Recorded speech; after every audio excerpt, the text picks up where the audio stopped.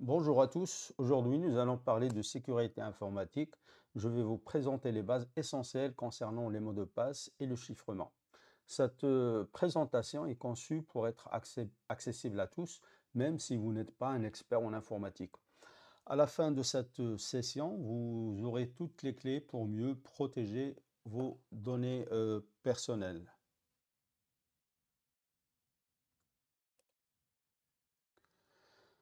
Alors,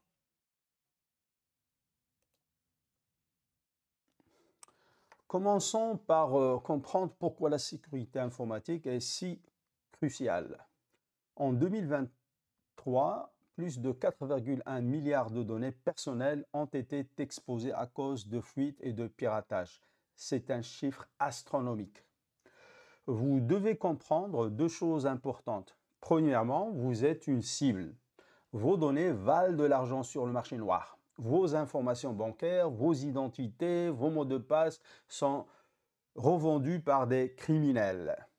Deuxièmement, la protection numérique est aussi importante que verrouiller votre maison ou votre voiture. C'est devenu une nécessité dans notre monde connecté.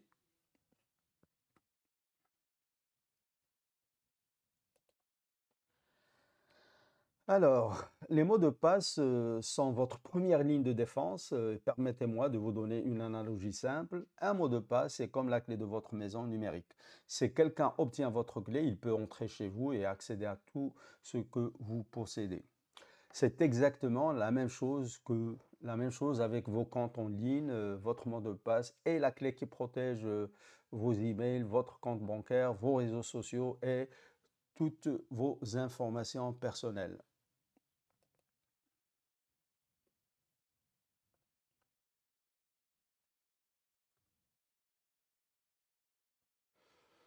Alors, les erreurs à éviter, parlons maintenant des erreurs les plus courantes et voici le top 5 des pires mots de passe que les gens utilisent encore en 2025. 1, 2, 3, 4, 5, 6, c'est le pire de tous. Il se trouve partout. Password, littéralement le mot de passe. Admin, très populaire et très très dangereux. Votre date de naissance, parce que c'est facile à deviner. Le nom de votre animal de compagnie que vous avez probablement posté sur Facebook et donc les gens ils ont une idée sur ce que c'est. Alors, le problème avec ces mots de passe, ils peuvent être cassés en quelques secondes par les pirates informatiques. Ce ne sont pas des exagérations, c'est la réalité avec les outils modernes. Euh, alors, pour cela, regardons maintenant combien de temps il faut pour craquer différents types de mots de passe avec du matériel moderne en 2025 avec 12 cartes graphiques RTX 5090. Voici la réalité. Un mot de passe de 6 caractères, c'est instantané. Ok, donc c'est instantané. Le temps que vos clics, vous vous faites quelque chose, c'est déjà cassé, hein. Juste le temps de taper et un petit souffle et voilà, c'est déjà craqué. Un mot de passe de 8 caractères simple, déjà, il faut 3 semaines. Ça semble long, mais pour un pirate qui laisse tourner son ordinateur en arrière-plan, c'est rien du tout. Maintenant, voici la bonne nouvelle, c'est avec 12 caractères ou plus, avec une bonne complexité, cela prendrait 3 milliards d'années à craquer. Autant dire que c'est impossible. Le message clé ici, la longueur est plus importante que la complexité. Un long mot de passe simple vaut mieux qu'un court mot de passe compliqué. Donc voilà le message à retenir.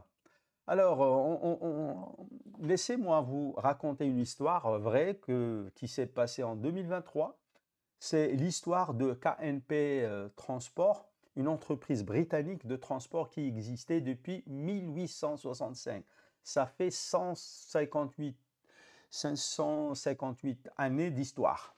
Alors, cette entreprise employait 700 personnes et possédait 500 camions. Une grosse entreprise solide, pensez-vous. Un jour, le gang de cybercriminels, Akira, a réussi à deviner un seul mot de passe. Un seul. Et avec ce mot de passe, ils ont pu accéder à tous les systèmes de l'entreprise. Ils ont chiffré toutes les données et ont demandé une rançon de 5 millions de dollars. L'entreprise n'a pas pu payer. Résultat, liquidation totale. 700 personnes ont perdu leur emploi, 158 ans d'histoire effacée. Tout ça à cause d'un seul mot de passe faible. Comme l'a dit la BBC, une petite erreur, mais les conséquences étaient catastrophiques. Voilà pourquoi on en parle aujourd'hui. Donc,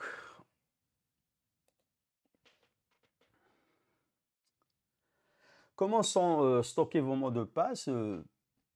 Alors maintenant, posons-nous cette question importante. Si les pirates volent la base de données d'un site web, par exemple, peuvent-ils voir tous les mots de passe en clair? Si c'était le cas, ça serait catastrophique. La réponse est non. Enfin, si le site est bien configuré, bien sûr. Grâce à une technique appelée le hachage. Voici une analogie simple. C'est comme à la banque. La banque ne stocke pas votre signature originale, mais une empreinte unique de votre signature. Il est impossible de reconstituer la signature à partir de l'empreinte. C'est exactement pareil pour les mots de passe. Alors, regardez cet exemple. Votre mot de passe est mon mot de passe 1, 2, 3. Il est combiné avec ce qu'on appelle un cell qui est unique et une donnée aléatoire, puis transformé par une fonction de hachage. Je ne vais pas entrer dans le détail. Le résultat, c'est une longue chaîne de caractères qui est stockée et longue et incompréhensible. Alors, entre parenthèses, le sel est crucial. Il garantit que même si deux personnes ont le même mot de passe, les empreintes stockées seront totalement différentes. Et cela protège contre les attaques par table précalculée qu'on peut trouver sur Internet, parce qu'il faut avoir les deux informations, donc le mot de passe et le sel. Euh, Alors, sur cette slide, vous avez un outil interactif que je vais vous montrer. Vous pouvez voir comment fonctionne le hachage en temps réel.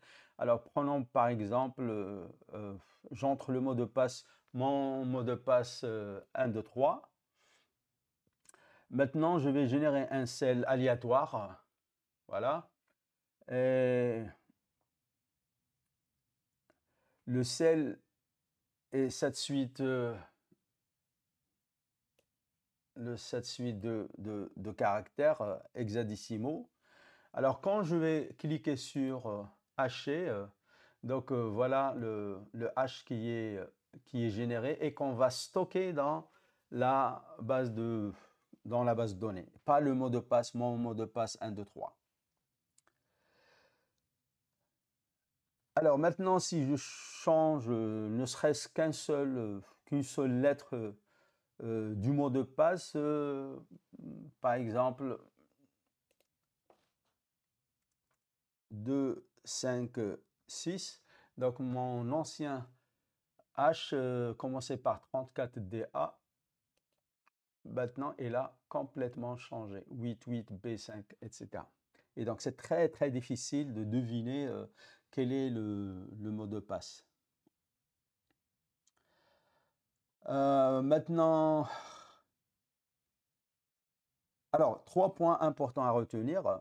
On stocke le cell et le hash, jamais le mot de passe original. Et il est impossible de faire la fonction inverse, c'est-à-dire à partir du hash, même si on connaît le cell, de remonter au mot de passe, original. Puis, ce qu'il faut aussi retenir, un changement de minime, il va produire un hash totalement différent. Et donc, remarquez que j'ai changé les 3 chiffres à la fin du mot de passe et là, tout le mot de passe, il a changé. C'est-à-dire, on ne va pas avoir uniquement la dernière partie qui a changé. C'est tout le mot de passe qui change. Alors, en production, on utilise des fonctions, bon, différentes fonctions qui nous permettent donc de calculer ce hash. Bon, je parle de cette fonction, il y en a plusieurs.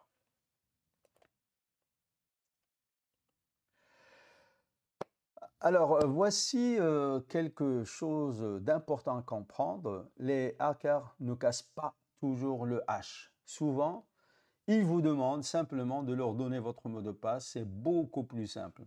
Alors, il existe 4 grandes techniques d'attaque. D'abord, le phishing. Euh, le phishing, en fait, ce sont des faux sites web ou bien emails qui imitent des services légitimes. Vous croyez vous connecter, par exemple, à votre banque, mais en réalité, vous donnez vos identifiants aux pirates. L'ingénierie sociale, c'est le deuxième type, qui consiste à manipuler les gens pour obtenir des informations. Par exemple, se faire passer pour le support technique de Tessarat al-Maghrib ou de votre boîte, etc.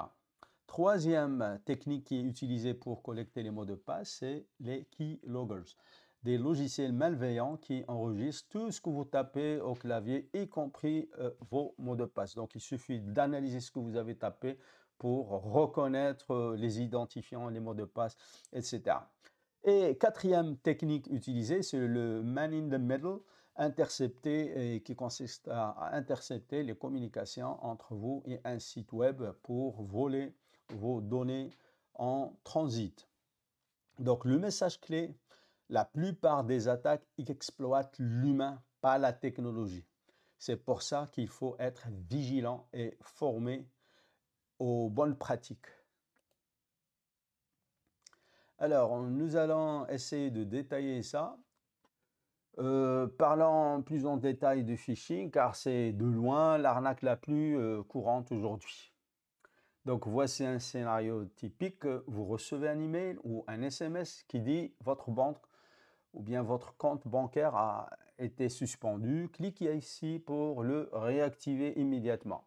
Vous êtes inquiet, vous cliquez sur le lien, vous arrivez sur un site qui ressemble exactement à votre banque, même logo, même couleur, même design, etc. Vous entrez vos identifiants pour vous connecter et c'est fini. Vos identifiants ont été volés.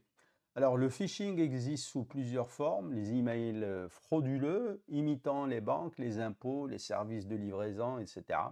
Les SMS qu'on appelle le smishing, les appels téléphoniques, le phishing, et même sur les réseaux sociaux. Les cibles les plus fréquentes sont les services bancaires, les sites de livraison comme Amazon, DHL, etc., les réseaux sociaux et les administrations. Alors voici le piège, le site copié peut être parfait visuellement et surtout avec l'avènement de l'IA, c'est devenu à la portée de tout le monde. Il y a maintenant des outils, il suffit de lui donner l'URL par exemple d'une banque pour qu'il vous reproduise exactement la même chose. Donc logo parfait, texte parfait, design identique, la seule différence, l'URL. L'URL, si vous voulez, c'est l'adresse. L'adresse qu'on trouve dans le navigateur. C'est le seul indice.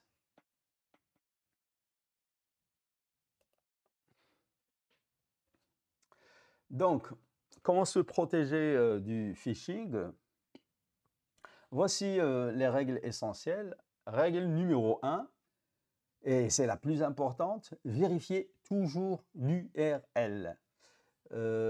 Avant de saisir vos identifiants, regardez attentivement l'adresse dans la barre du navigateur. Est-ce vraiment, par exemple, www.mabanque.fr ou .ma, etc. Ou est-ce que ça ressemble à quelque chose comme www.m-bank.fr banque.fr ou bien c'est www.mabanque-secure.com, etc. Et donc les pirates, ils vont utiliser des noms du domaine très similaires, mais à la fin, ça va être un peu bizarre. Deuxième règle, vérifier les cadenas. Donc le petit cadenas en général qui, lorsque le système détecte que euh, les certificats, etc., ils sont bien là, ils sont présents, ils vous le présentent. Sinon, vous n'allez pas avoir le cadenas qui est fermé. Et donc, assurez-vous que la connexion est sécurisée avec ce qu'on appelle un protocole HTTPS au lieu de HTTP. Mais attention à un petit détail, le cadenas seul ne suffit pas.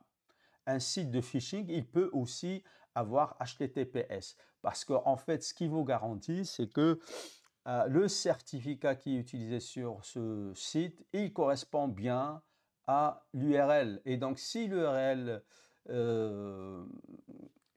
a bien été, comment dirais-je, un certificat a été acheté pour cette URL, bien sûr, on va avoir le cadenas. Donc, c'est surtout l'URL qu'il faut bien voir. Règle numéro 3, ne cliquez jamais sur les liens dans les emails suspects.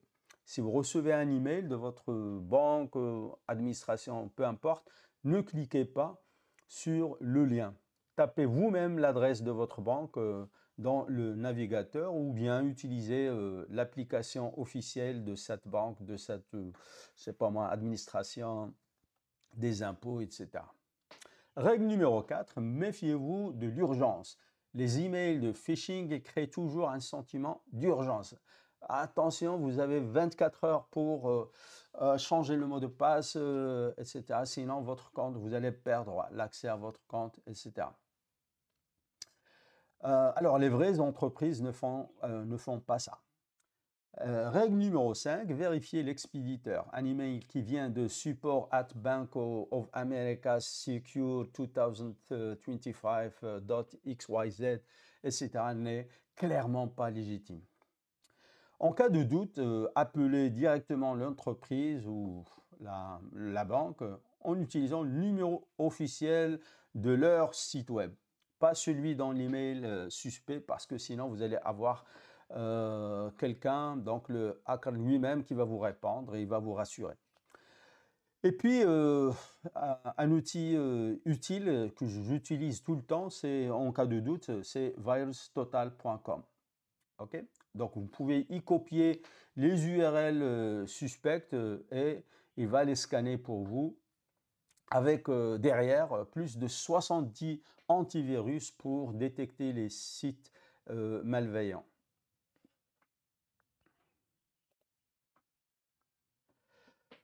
Alors maintenant, vous vous dites probablement, mais comment je fais pour retenir un mot de passe différent et complexe pour chacun de mes 50 comptes en ligne? La réponse, vous n'avez pas besoin de tous les retenir. C'est là qu'interviennent des gestionnaires, ce qu'on appelle des gestionnaires de mots de passe. Alors pensez-y, c'est comme un trousseau de clés intelligent et sécurisé. Vous n'avez qu'un seul mot de passe maître à retenir et le gestionnaire s'occupe de tous les autres. Alors les avantages sont énormes. Il génère des mots de passe uniques et ultra complexes pour chaque site. Il les stocke de manière chiffrée et sécurisée. Il remplit automatiquement vos identifiants sur les sites. Il se synchronise sur tous vos appareils si vous l'avez installé un peu partout.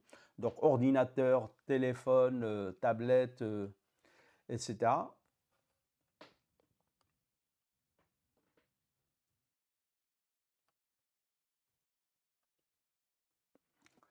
Alors, quel gestionnaire je recommande?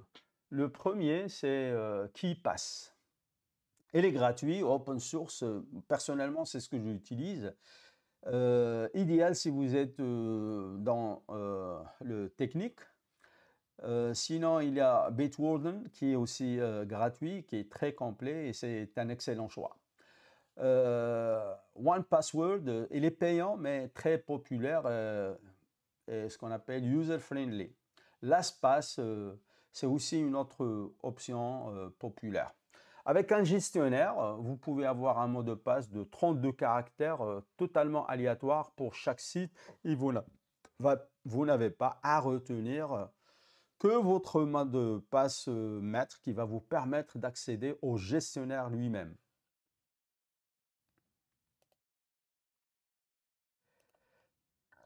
Alors, les passe-phrases. Parlons maintenant d'une méthode très efficace pour créer des mots de passe forts et mémorables, ce qu'on appelle les passe-phrases ou pass-phrases ou bien les phrases de passe. L'idée est simple, au lieu d'utiliser un mot court et compliqué comme euh, TR0, U, B4, D, etc., vous utilisez une suite de 4 à 5 mots tirés au hasard. Par exemple, banane, tonnerre, tapis, neige séparés par des tirés. Alors, si on compare les deux approches, d'un côté, le mot de passe classique password en remplaçant le P par arrobase et le O par 0, etc. C'est court mais complexe, c'est difficile à retenir. Et puis, il y a une notion importante qui est l'entreprise, qui mesure en fait combien de, à- combien de façons il y a pour euh, combiner toutes les lettres, etc., et générer un mot de passe. Donc, plus l'entreprise et l'entropie d'un mot de passe est grande, plus c'est efficace, plus il est dur à casser. Et une entropie, bien sûr, une entropie faible, c'est c'est facile à craquer, à déchiffrer, etc. Et donc, avec password, écrit comme ça, donc on remarque qu'on utilise donc des lettres majuscules, minuscules, des chiffres et puis des caractères spéciaux, ici arrobase et le point d'exclamation. Ça donne une entropie de 38, ce qui est assez faible. De l'autre côté, la passphrase banane, tonnerre, tapis, neige, c'est lent et simple. C'est facile à mémoriser. Vous pouvez créer une histoire mentale d'ailleurs. Et l'entreprise, elle est de 52 bits. C'est beaucoup plus important que notre mot de passe de tout à l'heure, password avec arrobase, etc. Bien que ici, on n'utilise que des lettres et tout en minuscules. Et donc, si on ajoute les caractères spéciaux, etc., donc l'entreprise il va être beaucoup plus grand. Donc, pourquoi c'est fort? Alors, on a 4 mots tirés au hasard. Dans une liste, par exemple, dans un dictionnaire de 7000 mots, ça fait 7000 à la puissance 4 combinaisons possibles. C'est énorme même pour une attaque de type brute force. Ça va demander énormément de temps pour tomber sur ce mot de passe. Alors, retenez la règle d'or. La longueur est plus importante que la complexité. Donc, Correct Horse Battery Staple est infiniment plus sûr que Password à cause de la longueur et de combinaison qu'il faut pour tomber sur le bon mot de passe. Donc, voici maintenant un petit outil pratique, un générateur de passphrase. Et donc, au lieu de choisir vos mots de passe vous-même, ce qui pourrait créer des biais, etc. Donc, cet outil tire des mots complètement au hasard dans une liste. Donc, voilà la liste. OK? Et donc, je vais choisir le nombre de mots de passe. Le séparateur, je vais laisser le tirer et donc je génère. Et donc, voilà le mot de passe qui a été généré. Donc, 4 mots à partir de cette liste. Voilà. Et donc là, c'est beaucoup plus puissant que des mots de passe qui sont assez complexes.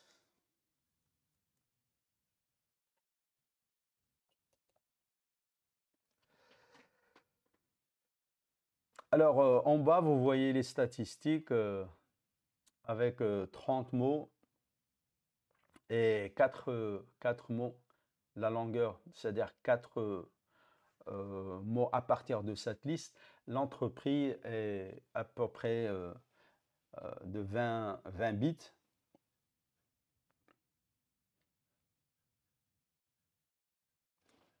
Je crois qu'il y a une erreur dans le calcul ici.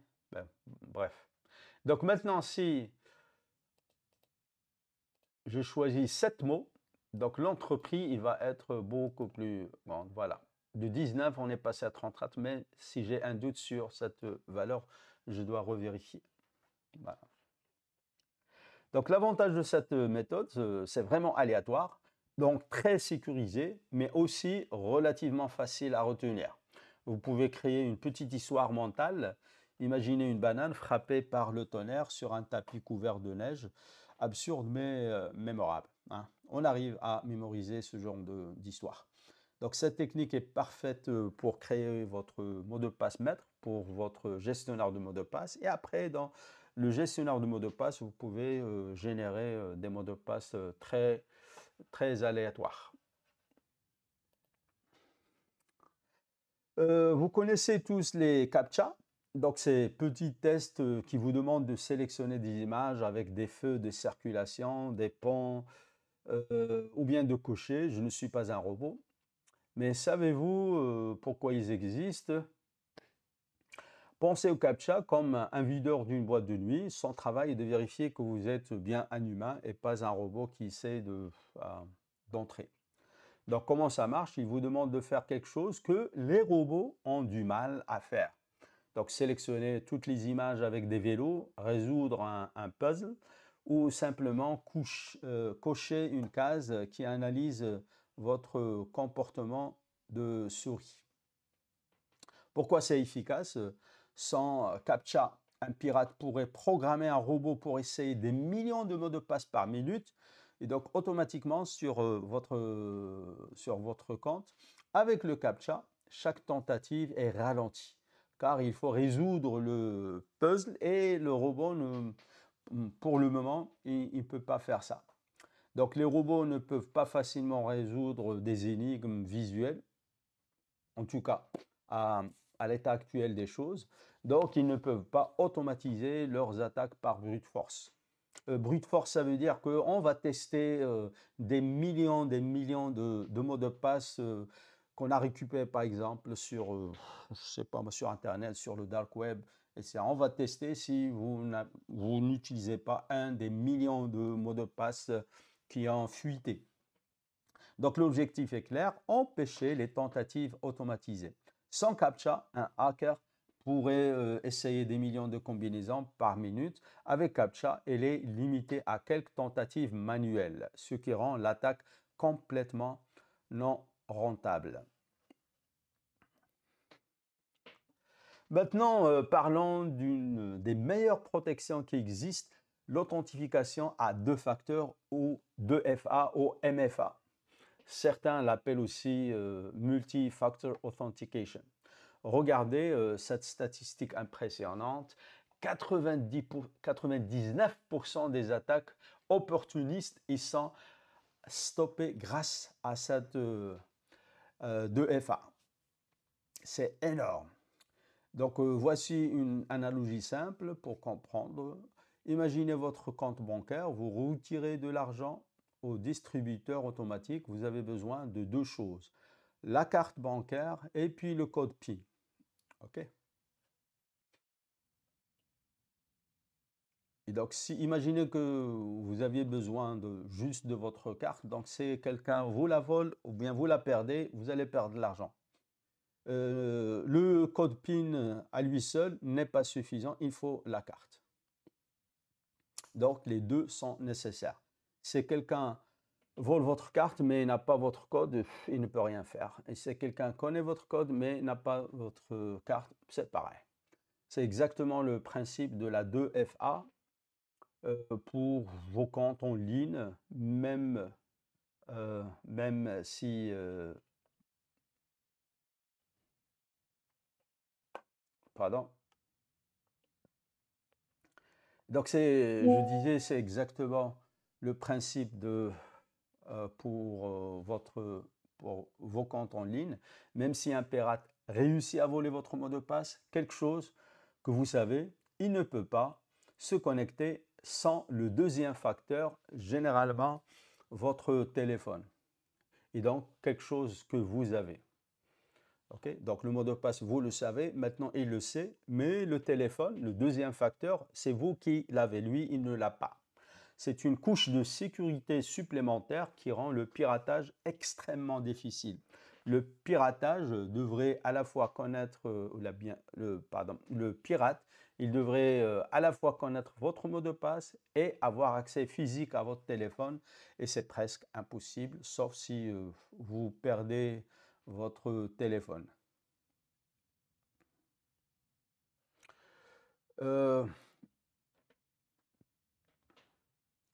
il existe plusieurs types de FA, ou MFA, et laissez-moi vous les présenter dans l'ordre de sécurité du plus recommandé au moins sûr. En première position, les applications d'authentification. C'est ma recommandation principale. Personnellement, je l'utilise tout le temps.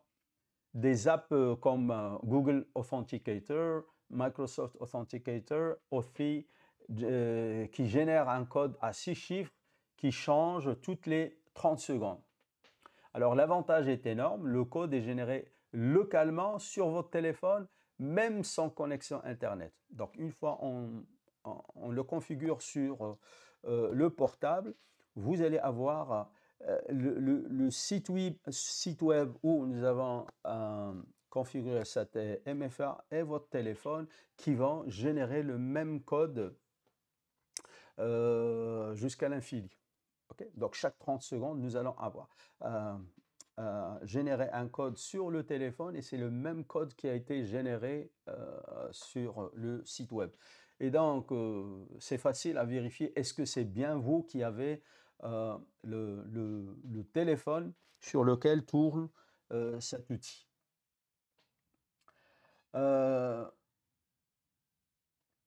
Et donc, c'est très difficile pour un pirate d'intercepter le code puisqu'il tourne localement sur votre téléphone.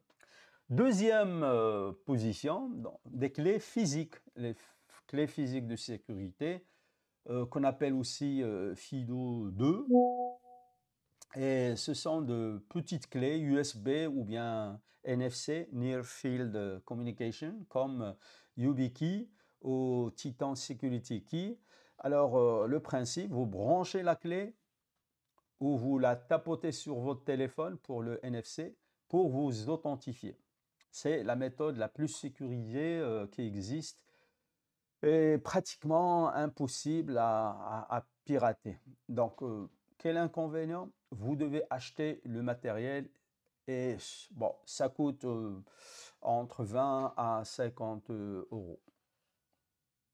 Voilà. Troisième méthode, les SMS. Et là, on connaît tous l'utilisation de SMS comme deuxième authentification. Donc, vous recevez un code par message texte et c'est la méthode la moins sécurisée des trois car elle est vulnérable à une attaque qu'on appelle le SIM swapping. C'est une technique où les pirates convainquent votre opérateur téléphonique de transférer votre numéro vers leur SIM. Mais attention, c'est toujours infiniment mieux que pas de MFA du tout. Alors, mon conseil pratique, activez au minimum la 2FA ou la MFA par SMS sur tous vos comptes importants. Et c'est possible, passez à une application d'authentification pour une meilleure sécurité.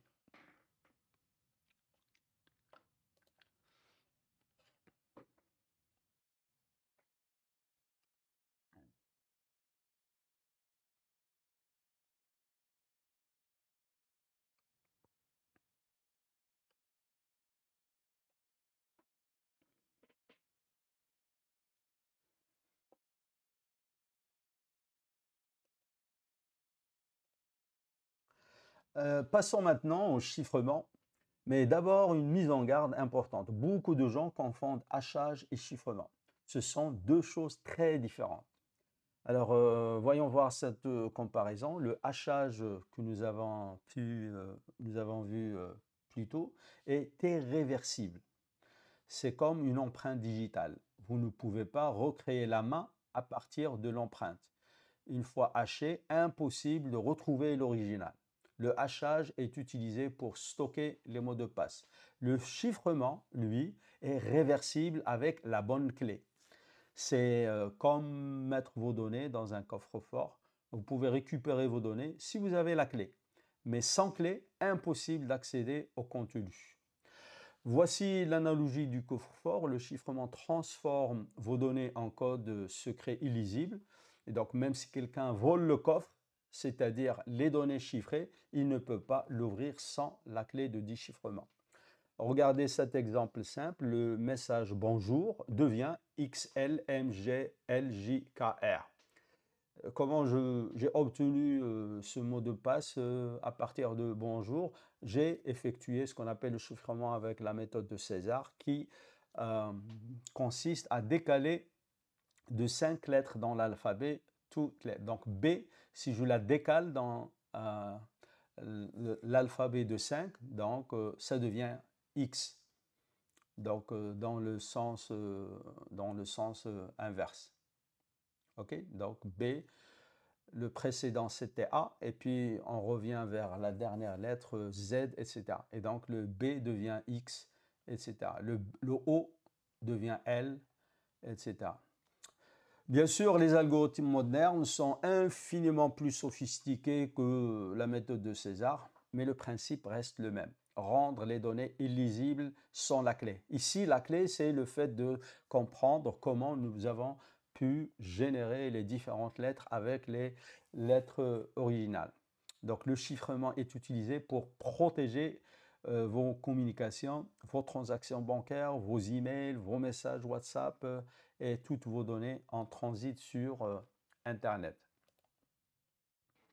Alors, ce qu'il faut retenir absolument